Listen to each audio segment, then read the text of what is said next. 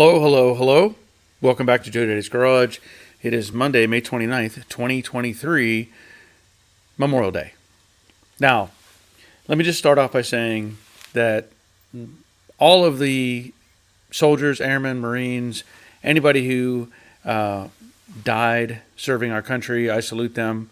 I mentioned this in my Patreon video that I did.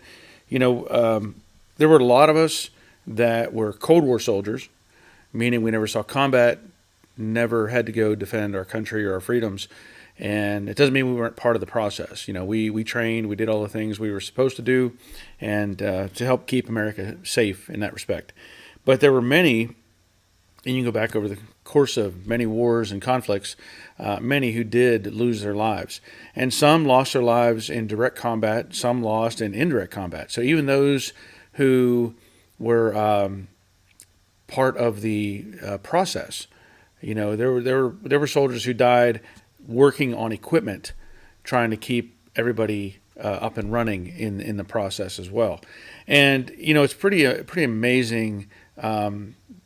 Just as a perspective, I went back. My wife and I have been watching a documentary series on Netflix, World War II, where they've taken old footage and colorized it to a point. They don't detail it very much. It's still the same kind of, not real crisp footage, obviously. And, they go through the whole discussion of how these, during the war, and how the United States got drawn in with Pearl Harbor and all the situations that went on, the battles, Guadalcanal, Midway, all these steps in the process. And to think of these soldiers, again, I say soldiers in general, servicemen who went into the jaws of death to try to liberate France in Normandy, storming the beaches, and knowing that they may not even get off the boat in a sense. So I salute all of them. I've been listening to another. I've found this guy on TikTok. He's a World War II veteran who stormed Omaha Beach, and I was listening to him today talking about just the ferocity of these battles and situations like that. So again, salute to all of them. Now, this is not just World War II. This is World War I, Vietnam, Iraq, all the conflicts we've had. So definitely it's important for us to remember those that gave up the ultimate sacrifice for all of us. So there's 5 bells for them. Best I can do. By the way, if you haven't been here before, this live stream, we tend to try to talk about classic cars, primarily Mustangs, Camaros, Mopars, whatever, focusing in the mid-late 50s up into the mid-70s, let's say. That era, I think, is what we cover the most. If you've watched my channel, you already know that I do a lot of stuff on Mustangs. I also work on Camaros and Chevelles and just about anything that needs worked on, I'll work on it. Of course, my background is growing up, my dad had a junkyard, so years and years of experience with all that. And I'm probably touch on that a little bit as we go further into tonight's show. I don't know how long we'll run tonight. It is Memorial Day weekend. I know a lot of us are even giving up time just to be here right now, so I thank you for that as well. If you do participate and you have a question or whatever, please, bring a question up. We'll try to answer it or talk about it. And of course, you get a bell for that. Yep, just how it is. All right, first in tonight is Rick Gain. On this Memorial Day, I want to thank Barry and those that have served our country. Yes, thank you, Rick. Yep. And Jerry, checking in from Money Pit. Good evening from Middle Tennessee to all. Please click the thumbs up for Barry. I trust everyone had a great Memorial Day. A big thanks for all who served. Yes. Terry Keithley. Evening all. This post coming live from the ER in Peoria. Please hit the like and thumbs up for Barry. Thank you kindly. I don't like the sound of that, Terry. Coming from the ER, that's not a great thing to. I don't know. I hope everything is okay. I don't know what's going on, but Leonard Evening all. How's everyone doing? Hope everyone had a great Memorial Day, and for all who served, thanks from a grateful nation. Yes. Thank you, Leonard. Rick Stevenson. Good evening, everyone. Good evening, Rick. Glad you're here. Gotta have the coffee. Robert checking in, the Infernal Craftsman. And I don't know what the weather's been doing over in Texas. I'm sure it's not as hot as it probably should be. Just bringing this up. The weather here in Georgia has been phenomenal. We're having the El Nino, whatever, El Nino, whatever it is. We're having that kick in. If you haven't been following the weather patterns, apparently the South is going to be kind of cool through the summer. Maybe some rain, of course. And the Northeast is going to be hot and dry. So I feel sorry for you up there because I know a lot of people up there don't have air conditioning. Growing up in Pennsylvania, you just put your windows open and enjoy the weather, but it's going to be hot and dry. So, I mean, currently it's like 74 degrees here in Georgia, and it's been beautiful the past couple weeks, honestly. Dave Tyson, evening all. First Dave sighting, right? Glad to hear Dave. Don Thompson, hello all of us from sunny PDX. Sunny, well, that's a plus.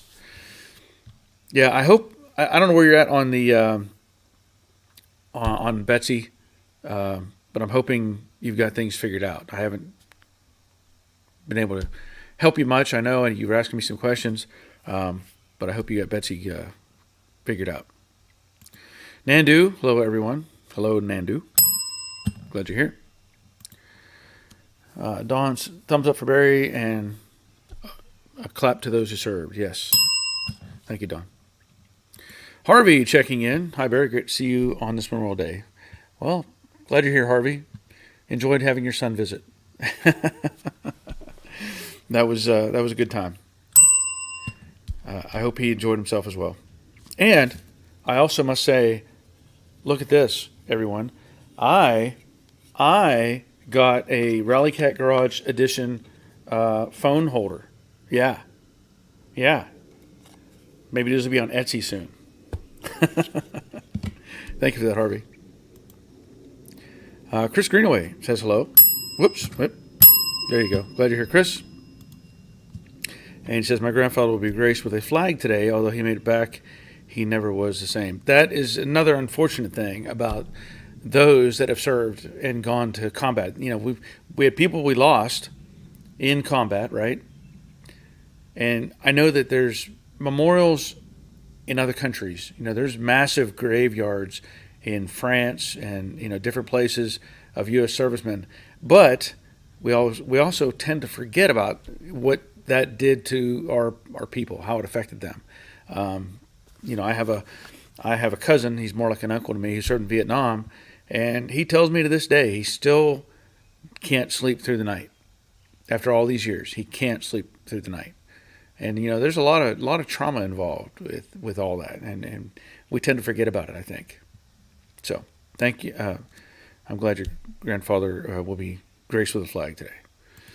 Her Scrambler, and what's going on with this country today is a shame. I just hope the people that gave their life wasn't for nothing. I agree. There's a lot of problems going on. You know, we'll try not to get into that too much. But yeah, I agree. There's lots of problems. Robert, it's been a great spring. Low 80s versus mid to high 90s. It should be like this every year. Yeah, I told my wife it could be like this the whole year. I'd be happy. I would be very happy. Rick Gain, any recommendation for a high quality Take No Prisoners air hammer kit? Air hammer kit. You're talking like an air chisel setup? I assume? I guess that's what you're referring to. I know, depending on what you're doing and what you want to destroy, there's a variety of choices out there. Now, the stuff you get from Harbor Freight or Northern Tools, those are probably your, you know, very basic setups. I have one of those excuse me. I have one of those. I call it a rivet gun, but if you're talking about that kind of device, air chisel type of thing, and I have one from, I think it's from Northern. And it works. It does what I need it to. If I really wanted to use it to bust loose sheet metal, it would work fine for that.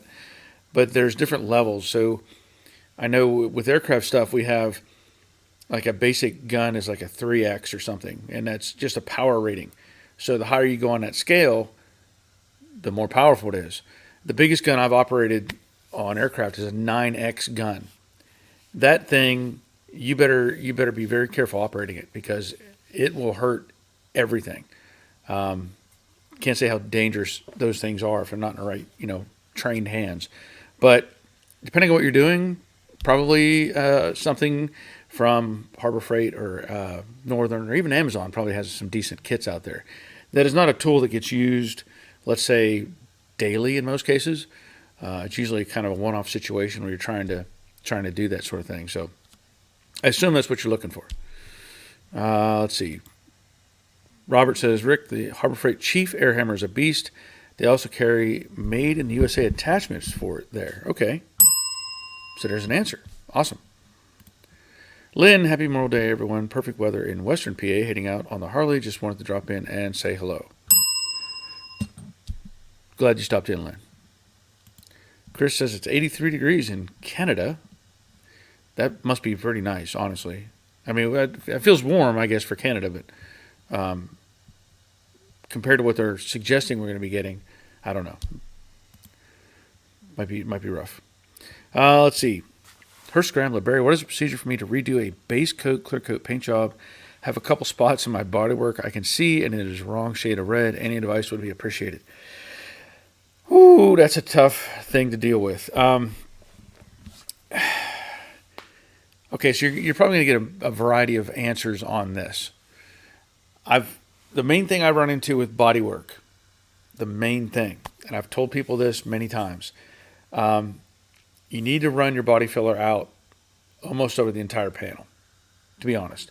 If you got some damage area that you've sanded out, you feathered out, and it may look perfectly smooth, it may look fantastic, but I can tell you 9.5 times out of 10, I can spot those areas. So that's probably what you're referring to. So as far as that goes, coat the whole fender with a layer of body filler or whatever you're working on. Coat the whole thing and sand it, get it all uniform, and then spray your primers on it. That's probably the safest way. That's why you see these high-dollar TV shows where they're mixing up like a whole gallon of body filler, and they're scraping it across the hood and the fenders and everything. That's why they do that. The problem we run into is metal and the body filler, they're not the same. And I don't care how much primer you put on there, how much you fight with it, it's going to show up. It really does. And depending on the color, it's even worse. So that's the first thing, is to address those sort of items. Now, with that said, like what I did on Jade, I had to repaint it because the paint wasn't right.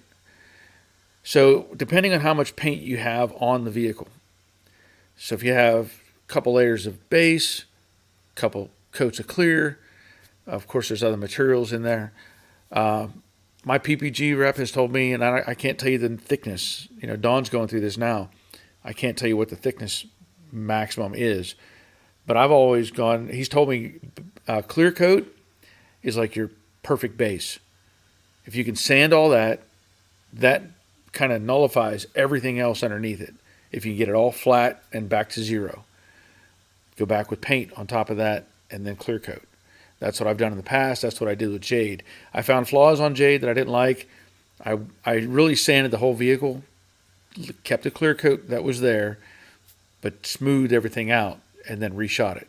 So that's how I do it, and that's how I've been, I had recommendations to do it that way. Now, if you have a lot of material on there, multiple layers of paint and multiple layers of clear, now you're getting really thick on that, the buildup, and that can be risky as well. So look into that. I don't know what your status is at that point.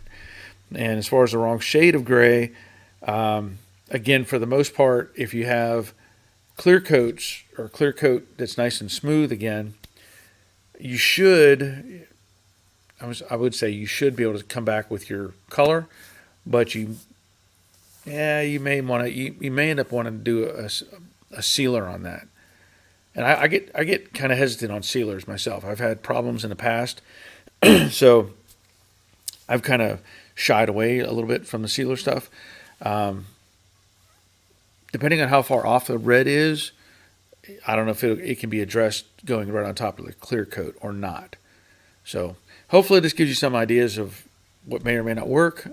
Anybody else chime in if you want, but that's kind of where I'm at on it. So good question. Thank you. Richard, thanks to all those who served. Hello, beautiful day in Central Florida. Finally getting around building the motor for my 66 GT Coupe. Central Florida? Where at in Central Florida?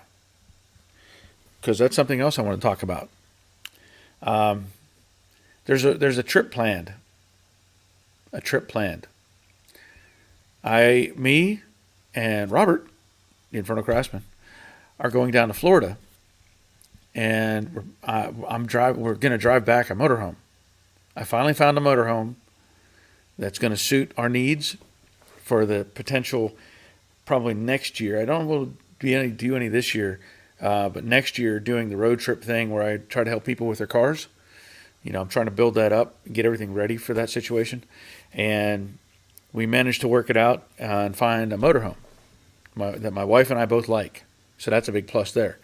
And Thursday, we're going to meet up down in Orlando.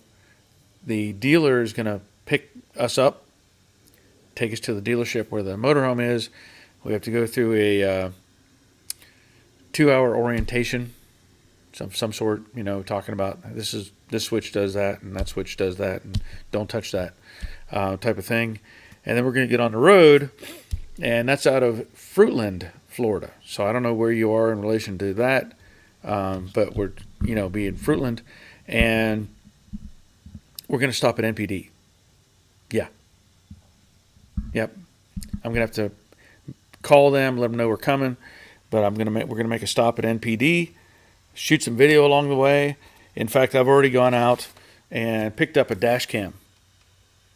Yeah. This thing is it's got technically 4 cameras in it. So it has 1 forward-facing camera for the road, 2 rear-facing cameras that you can index left and right for the driver and passenger. And there's a 4th camera that you could put all in the back if you had a regular car. This one's not going to be long enough to reach the back of the motorhome. So I don't know what I'm going to do with that 4th camera yet. Maybe stick it out a side window or something. I don't know. But we're going to make some video. And it should be fun. It should be fun. It's about a 400 some mile drive back from where the camper is, or motorhome. So who knows? Harvey, thanks for giving Jared the tour. He really enjoyed the visit. Glad you like the Rallycat Garage phone holder. Yes. Well, you know what? This needs a logo on it. It needs a little. I don't see a logo.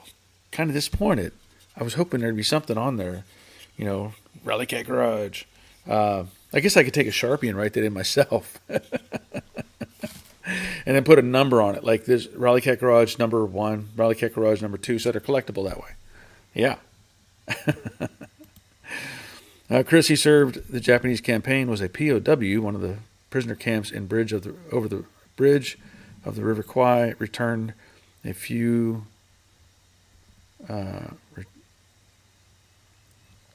returned a few years after the war ended. Okay. Throwing extra numbers in there kind of got me. Okay.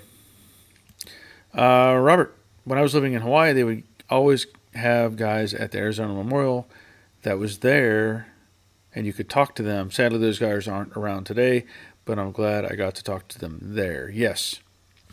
Yeah. I know there's charter flights that take people, soldiers back over there. And the number is dwindling every year. There's not many. I don't think there's many left. It's got to be sad too whenever you see these guys that they did have because I will say this, most military people have a bond, even if it's different branches of service.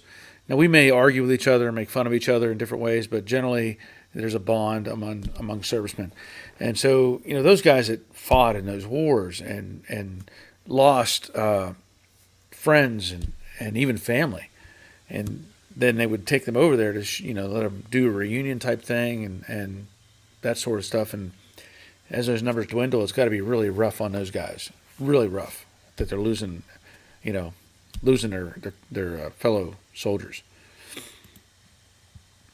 Richard, I live about 20 miles west of Ocala near Hernando. Hernado.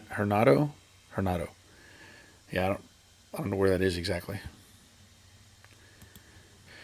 Rick says, how many Mustang parts do you think you can fit in the motorhome? That's a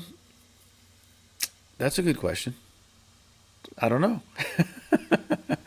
It depends. You get a little bunch of bolt kits. We could put tens of thousands in there. We are going to look at picking up some parts actually for the Cobra Jet project. So there will be probably some parts picked up in that trip. The owner's already looking into it as to what he can order and have on hand right there. So we'll see how that goes. Rick Stevenson, let me know when you're going to be at NPD, and perhaps I can meet you all there. Okay, well, if you're not far away, we could probably work something out. Maybe I could send you a message or an email or something as to where we're at. Because I forget what the time is that the flight gets in at like 8 o'clock, I think, in the morning. And then it's supposedly like an hour drive from Orlando to the dealership. That puts us there 9-ish. And then if we do the 2-hour orientation, then that would be 11. So technically, I guess we could be on the road, I would say no later than 11. And then NPD is 38, 39 miles north of or from this location. So it would probably be around lunchtime. But we can hammer out those details a little more. It's going to be interesting. I've driven trucks. I've driven box trucks. I've towed a camper before, and I've not driven a motorhome per se. This is a Class C, so it's not like a 40-foot Class A school bus size. It's a Class C. It's 28 feet long, so it's not too long, in my opinion. 28 feet was the max length I wanted to deal with, partly because I plan to tow a car behind it, and I don't want to have miles of car and motorhome and all that stuff. So, 28-foot Class C motorhome is what it is, and that should be interesting. Chris, doing property maintenance last week of layoff. Seems the project list is getting bigger, not shorter. Okay. Oh, last week of layoff. Okay. So does that mean you were laid off from your job and now you're going back to work? Is that what that means? Yeah, the project list always gets longer. Rick says I'm about an hour or so away. Okay. Well, like I said, probably I'm speculating around noon-ish. That should be our timeline to get to NPD. So, Richard, let me know when you're going to be at NPD, and I would be happy to meet there. I only live 21 miles from NPD. Okay, well, see, we might have a cool little meetup. That would be fun. I know I've talked about doing stuff like this before, and of course, doing the road trip with the motorhome type of thing is a goal, and so I'm really assuming everything goes as planned, right? Because here's the thing, I haven't actually seen the motorhome in person. We've seen videos with it. We've talked with the dealership and stuff, and one big thing that my wife is critical about, and I agree with her, is this thing can't smell like smoke. It won't work. So, assuming that everything is good and there's no problem with the motorhome, then yeah, we should be headed towards NPD about be there about noon. And hopefully we can get into I guess they have a museum or something there, so hopefully we can get into that. Leonard, I think the last Arizona survivor passed away last month. He was, I think, 101 and was put in the Arizona. Yeah, that's one thing they did for those guys too, was put their remains in the ship. So, again, hats off to those guys. Looking at or seeing those videos that is World War II, in color. If you haven't seen it on Netflix, check it out. They talk about stuff that they did. I forget which aircraft carrier it was that it was damaged, and then I don't remember if it was damaged. It was several of the ships that were there were refloated and put back out into service, but there was one aircraft carrier that was damaged, and I think it was the Battle of Midway that they had damaged the ship, and maybe it was a later sequence. But anyway, the repair facility said, we can't have the ship ready for like 3 months or something. And the commanding general was like, nope, you got 3 days. Get it back up. We got to go. And they did. So hats off to those people as well. I mean, again, we talk about people serving, losing their lives, and all the effort that it takes to support everybody in that whole process. It's I was an infantry soldier, and so we always joke around with the idea, and everybody has an opinion, and I'm not trying to, I'm not poking anybody. My thoughts are everybody contributed and participated, but the running process of that is most infantry men, infantry soldiers, will look and say that everybody else supports them in a sense. Because the reality is, whenever you have a war and you have combat, you have to have boots on the ground. You have to have people that go forward and capture land and buildings and all those sort of things. But as we know from World War II, Germany had an incredible military. The more I watch and more I learn about it, I'm amazed at the fact that Germany had what they had done with all their equipment and all this sort of stuff, and their blitzkrieg attacks and all those sort of things, which ended up messing them up in Russia because they got so far, and then they ran out of supplies. They got trapped by the Russians in Stalingrad, and they were just circled in because they didn't have any supplies. They didn't have food. They didn't have fuel. And so that's, again, the support of all those people is what makes anything else happen. So while, again, I'm a foot soldier, I can only go so far with what I have. I would need ammunition. I would need food. I would need whatever to keep me moving. So it's a massive, if you look at it from like a triangle perspective, it's a massive triangle that has to help everybody get to that point. So, okay, so Chris says temporary layoff. Okay. Dominic, I guess I'm lucky to be only 15 minutes from the Ventura NPD. Yeah, I would say so. I was happy that I was about an hour away previously from Mustangs Unlimited. Of course, they're not around anymore. But, yeah. But I am about 30 minutes from Summit Racing, if that counts for anything. But yeah, I would be happy to be 15 minutes from NPD. Don't need to take a day trip for parts. Yeah, that's a big plus. Big plus. Chris, NPD has a cool collection, but I'd rather have them on the road. It's like the Brothers collection of the Wilburn collection is that they sit. Yeah, but I get what you're saying, but there's also value in having them stay intact, and not having the chance of getting hit by something and destroyed. So there's always a trade-off on that. Leonard, the Yorktown is the one you're talking about. Yes. Yeah, it was a Yorktown. Thank you, Leonard. And also, thank you, Don. You both got it. I don't know what you're saying.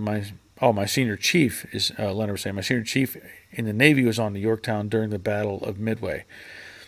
That's another thing. Again, this documentary series that I'm watching. There's so many things that I never heard about. They talked about. I'm pretty sure it was the Battle of Midway. That there was basically 5 minutes to change the entire battle. The Japanese were on course to destroy everything out there, and the U.S. was still kind of fledgling, let's say, in their training. They didn't have combat experience, or most of them just were there, and they talk about how they'd sent out squads of airplanes, dive bombers and stuff, and they sent them out the wrong direction. And these guys were just out flying around. They're like, there's nothing out here. There's nothing. We don't know what we're looking for. They can't find anything. And they happened to find another a ship that I think Yamamoto was on. I forget what the name of the ship was. But it was traveling away from where the aircraft carriers were. And they, on a whim, let's follow the wake of that boat and go the opposite direction. And it took them right to those aircraft carriers, and they were able to attack them. It was really, they said, just a fluke that they ended up getting that advantage at that moment. Oh, wait, let's back up here. Michael Pagliarini. I spent most of today with my family at the Veterans Memorial Center, laid my dad to rest in March, but there was a big service today. My foster son was a honor guard. He's a Marine. Well, that's awesome. I hope the service went well. That's one of the roughest things I ever had to deal with, to be honest. When I was serving, we were on funeral detail a few times, and we would do that funeral detail for a month. And what that meant was they would send, I think it was a team, I forget how many total, like 21 of us, I think, is what 20, 21, somewhere in that range. They'd load us up on a bus and say, okay, you're going to point B today. And we would have M16s with us. We'd have to be in our dress uniforms. And we would do the whole funeral service, have a 21 gun salute. And it was always just rough because when they started playing taps, it was brutal. It was brutal. But it was also an honor to do that, like I said, if you served in the military and you hear taps, you're just like, it just tugs at you. It's really a tough song to listen to, because you know what it means. You know what it means. So, again, there's a bell for Michael and his dad. Let's see. Mason. Hey, Joe Daddy's Garage, do you have your Mr. Cool on air conditioning going? Also, what's the BTUS? BTUS. I don't know what you're asking. I do not have the air conditioning on. The temperatures have been fantastic, and I haven't had to have it on. So I'm very happy with that as well because that keeps the power bills down. Yeah, but glad you're here, Mason. I'm not sure what BTUS is, though. Rick, NPD has an original 6.5 Mustang with less than 100 miles on it. Oh, that's. I'd like to see that. You can see all the bad gaps and everything with that. Evan's Garage. Hey, Barry and everyone. I'm late. Was prepping a new firewall for welding some other time. Okay. Glad you're here. And Rick, I was at a military funeral last week. It was rough. Yes. Yeah. It's never an easy thing to deal with. Never. Mason went to say, what's the BTU your Mr. Cool puts out? Oh, I don't even remember. Yeah. I don't remember. Yeah, so he's talking about BTUs. Got it. Thank you, Rick. And Don says BTU as well. All right. Yeah, I wasn't sure what we were asking there, so thank you all for participating. Mason, I think it's a 19,000 BTU unit, if I remember correctly. I know what that means. Yeah, I don't even. I'd have to dig up the paperwork somewhere, and I don't know, but it does what I need it to, so that's a good thing. Oh, I was going to show you. Oh yeah. So last week, I told y'all about my neighbor, who he gave us a refrigerator, and I took that refrigerator and gave it to my son, so they have it in their, garage basement thing, and they can do whatever they want with it. Nice refrigerator. I thank my neighbor for doing that. But in the process, he also handed me a stack of license plates, and I didn't have these in here last week, so not the best of shape, but this is a 1960 Georgia plate. Now, I do know somebody who can recondition these, and I don't know if I'm going to go through that or not, but it's still intact enough that it could be saved. So anyway, there's a 1960 Georgia plate. Then there's a 1970 Georgia plate. Now, what's cool about these plates, I think it's 70 as a cutoff. Like my 68 Mustang, I have a 68 plate on it, an actual real 68 plate. And you can do that. You have to buy a regular license plate, and then they connect the two together, and you have to keep the regular license plate in your vehicle. But yeah, 1970. And what I've learned is this number here is a county code. So the counties in Georgia, like Fulton County is the biggest county or first major county in Georgia, I think, from what I understand. So it would be a number 1. And then 2, 3, 4, 5, based on, I guess, size or some relation to Atlanta. So I don't know what 29 is, but that's the county reference. And that other one was 27. And then this one kind of throws me because these are steel. These are steel plates, okay? This is aluminum, but it's from 1951, is what it says. I assume it has to be 1951. I don't know why they would have a 51 on there if it didn't mean that year. But I don't know if this is like a commerce plate of some sort, like it would have been on a heavy truck. But that's a 1951 apparently. And I have 2 of those. So again, this has a D on it, and I don't know again what that exact means exactly. Now this one's not in the best of shape. It was probably pulled off of something, been sort of unbolted. So probably not worth much of nothing, but it's a nice little plate. And then I was really surprised at this one. Look at that.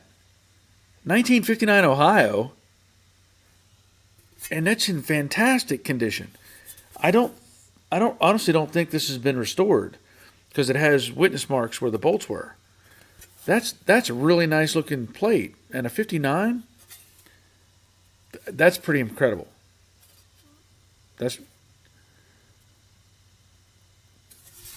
okay. But this one, I wish it was in a lot better shape. I really do. But what do you expect from 1917? Check that out. Now, I would venture that this number here, the 62074, back in the day, I'm going to speculate that they just put numbers in sequence, right? So if you had the first plate of the year, you'd be number 1. That's my guess. I don't know for sure, but that's pretty cool. And it's in rough shape. It's rusted up pretty bad, and the edge is gone over here. I'm sure somebody could rework that. I'm not going to rework it. It is what it is. And then the last one, and this is just a bonus because I have plates all over up in the up on my wall, but this is a late production Arizona plate. You know it's late production because it's flat. There's no, these aren't as cool as a stamp plate, but I'll hang on to it anyway. I have an Arizona up there. It is I don't know what year it is. I think the sticker on it says 92, the last, registration on it. And that one is a stamped plate, and it says Grand Canyon State, whereas this one also says Grand Canyon State, but it's a flat plate. So pretty cool. I'm glad my neighbor thought of me and said, "Hey, you can have these." I don't know what I'm gonna do with them directly. I have a section of old plates. I have I have Georgia from 69, 68, 66. And what is that other one? I have an Idaho plate from 1937. Go figure. Where'd I get an Idaho plate from 1937? And I have a 1940 Pennsylvania plate. You know what? Now that I look at it, I've got a 65, 66, 68, 69, 70 Georgia plates. That's not bad. It's not bad at all. Mason says cool tags. Yes. Robert, cool plates. I tried finding an old plate in Greece to buy, but came up empty-handed. Maybe next time, as I have someone that can look for one for me now. That would be nice. I have plates. I also have one from, I guess it's Arizona. I'm sorry, Arizona. Australia, sorry. It's NSW, the first state. So is NSW, I thought it was like New South Wales. Is that right? I don't know. You tell me. But the guys sent me those from Australia, is my understanding. Then I have one from Ontario, one from Prince Edward Island, one from American Samoa. I've got one from Panama. I know where that came from. And also the rarest plate is I have a Northwest Territories Canada 1983, which is in the shape of a bear. And I can't get that one down. That one's up too high on the wall, but that's a pretty cool plate a friend of mine gave me. Mason, I'm trying to find me an old license plate of the state England. Or talking about like in England? Like the country of England? I don't know where to get those. But there's a lot of these are available on eBay too. Michael, when Taps played, I could tell you there was not a dry eye in the place. It's a brutal song. It really is to listen to, and when they do in the call and response. So if you're not familiar with that, the call is they have somebody play taps right there at the service, and then they'll have another player off in the distance. He could be 100 yards away or something, and he will play it again as an echo, and it's like it's even harder. It's even harder. So I understand. Mason, I'm trying to find me a license plate of the tag Ohio. Oh, they're out there. Rick, I try to get plates when I travel, but some countries assign the plates for the life of the vehicle. Not to mention the problems with illegal activities. Yeah. Now see, I'm having this stupid Wi-Fi thing again. This should not be happening. It shouldn't even be possible to have this try to go to Wi-Fi. Leonard, I would definitely leave that plate as is. Yeah, I'm not going to do any restoration work on those. Mason, I've got an old license plate from Wisconsin. I also got one from Texas, the Lone Star State. Yes. Yeah, I have several extras that I keep. I don't know where they're at. I think I have a box up there in a corner somewhere. It says, license plates on it and a bunch of extras. Dawn. Well, good night, folks. Off to pick up the grandkids. Glad you were here, Dawn. Now, did I get confused on the Dawns? Because there was another. Wait a minute.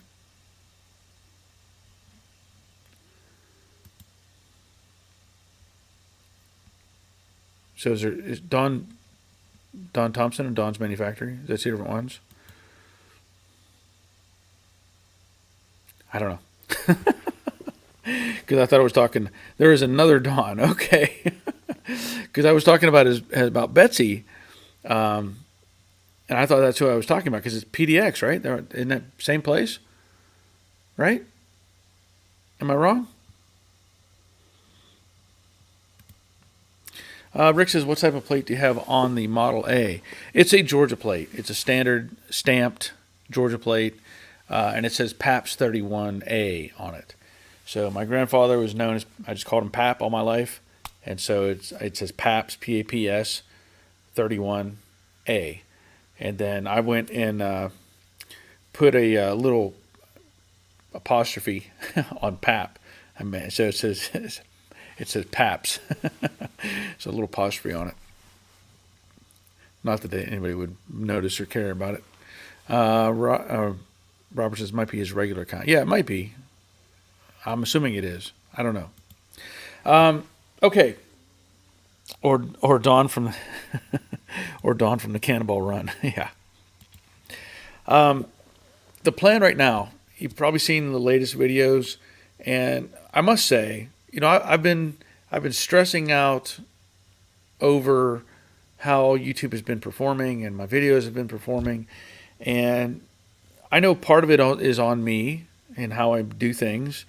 YouTube will want you to put out videos like every 30 seconds, it seems.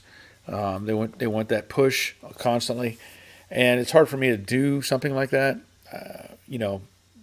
Maybe I need to approach it differently, but I'm having some great responses on the Cobra Jet.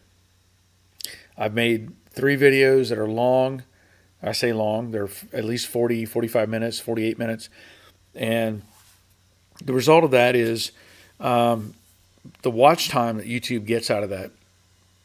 They want that number up as high as they can get it. So if I've been like a 45 minute video, if I get an average of 13 or 14 minutes of view time, it seems like they're pretty happy with that. Obviously, you want the full video to be watched, but that's kind of where it averages out. So that's been a good response from everybody, and I'm going to continue using the GoPro and different things. I even went so far as to, I mentioned last week that I bought a battery pack to add to the GoPro with the head strap, and I already knew this head strap was going bad. So I bought another head strap as a backup, and I put the regular GoPro case in that. Also, I talked in that video where I did the shock towers that the GoPro had cut off, and I'm still under I don't know what was going on with that, but I have three more video segments. I think 3 more segments showed up on the card, and it was the footage of me actually hands-on taking apart the shock tower off of the frame rails. So I don't know if I'm going to try to make another video of that. I don't know if I need to or not. I don't know if anybody's interested in that or not. It is a first-hand approach on it instead of from the side. So let me know if you think it's worth it. I don't know. I don't want to waste people's time and put out stuff that they may not be interested in. But anyway. So I'm going to continue on prepping those panels, and probably Wednesday I'm going to meet up with my buddy who does blasting and get all these pieces blasted and take care of it. And then I can come back and start repairing stuff, rebuilding stuff, or patching stuff. So that's should happen on Wednesday. And then of course Thursday we're going to go get that motorhome, and then Friday we'll see what happens. Don't know yet. Playing that one by ear. Leonard, is there any Navy service guys here tonight? I've been watching the scrapping of the Kitty Hawk. Can't believe it's being scrapped. Okay, I did not know that they were scrapping the Kitty Hawk. Robert says the Kitty Hawk should have been a museum ship, in my opinion. I agree. That's strange. I can't believe they're doing that. But Wow, I didn't know they were doing that. Rick Stevenson retired AT1 here. Kitty Hawk was the last of the oil burners. Wow. Her Scramble, thanks for advice. Have to go water garden. No rain in weeks and none in sight. Got to take care of the garden. Need those fresh tomatoes, right? Leonard, they should have used her as a trainer carrier, not make the old saying razor blades.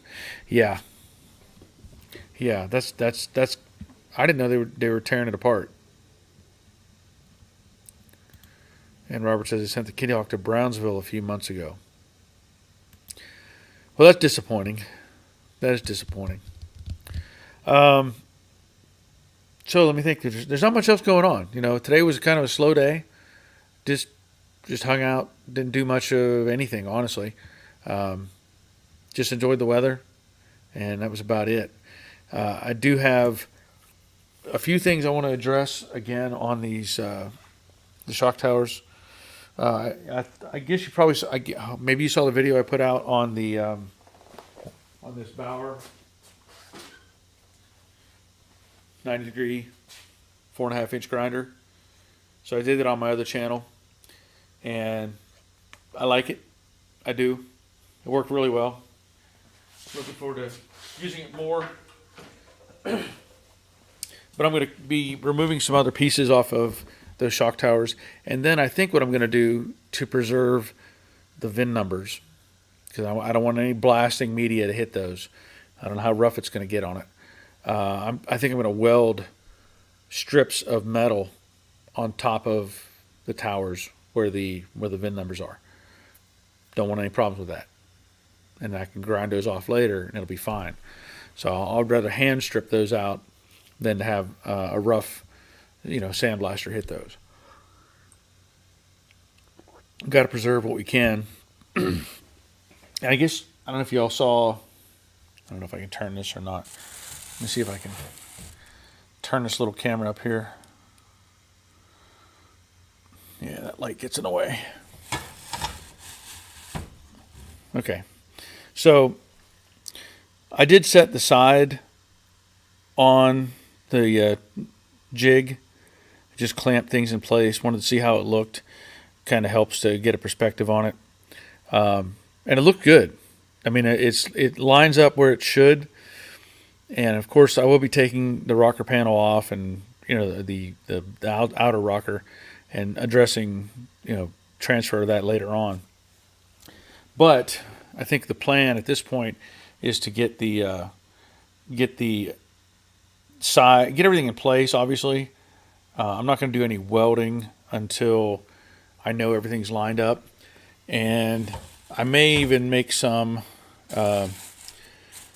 bracing just to hold the side pieces in place, so that I can take the rocker panels off. Because you got to think about how that process is.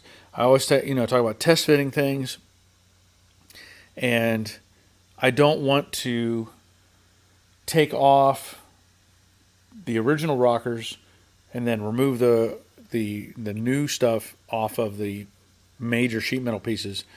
I would rather get the major sheet metal pieces kind of locked in place where they need to be, and then remove that other the other rocker panel, and then I can put the new one up in there and tack it all in place. If I want to, then I can take it off. Probably the same, won't really make that much of a difference, but I just like having things sitting in place where they belong. So Leonard did some filler work on the left quarter panel, and we'll finish it this week. Awesome. That's a good sign. That's a good sign. What was the other thing that I had? I think it's about it. You already saw in the video I pulled the firewall and the air boxes off. That's all I plan to save out of the whole front section of that car.